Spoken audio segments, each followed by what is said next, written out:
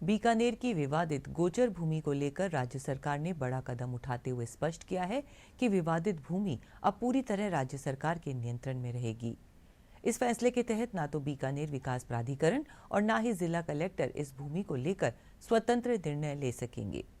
सरकारी आदेश के अनुसार गोचर भूमि को स्पेशल पेरिफेरी जोन में रखा गया है।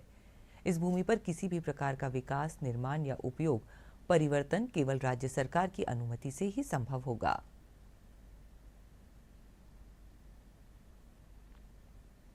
ये जो सरकार है भारतीय जनता पार्टी की, ये जनता की सरकार है और ये जनता की बात सुनती है। और चाहे मैं तो कहता हूं एक नहीं, दो नहीं, चाहे अनेकों बार भी कुछ करना पड़े, हम हमारी गोचर को बचा के रहेंगे। हमारी सरकार थी, इसलिए हम हमारा परिणाम कुछ ही महीनों के अंदर लेके आ गए और ये तो महज शुरुआत है।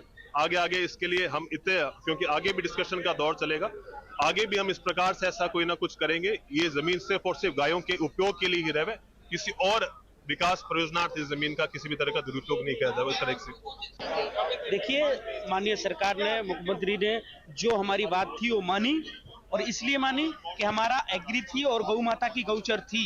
इसलिए हमारी जो गौचर है, सूरज जब तक चांद रहेगा, जब तक गौचर का नाम रहेगा। इसलिए कभी भी सरकार आंख ना उठाए, उसके लिए हमको कागज चाहिए था। बीडीए से बीडीए को खत्म कर दिया है। कभी भी बीडीए डायरेक्ट जिस तरह डिसीजन लेती है सर, यहाँ की प्रशासन, यहाँ का कलेक्टर, वो अब कभी भी डिसीजन गौचर पर नहीं ले पाएगा। इसलिए हमको लिखित में नहीं तो लिखित में लिए हम।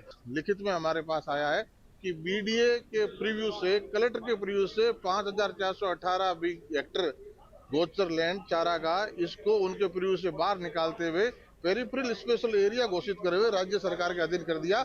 अब इसमें बीडीए कलेक्टर का कोई हस्तक्षेप नहीं रहेगा।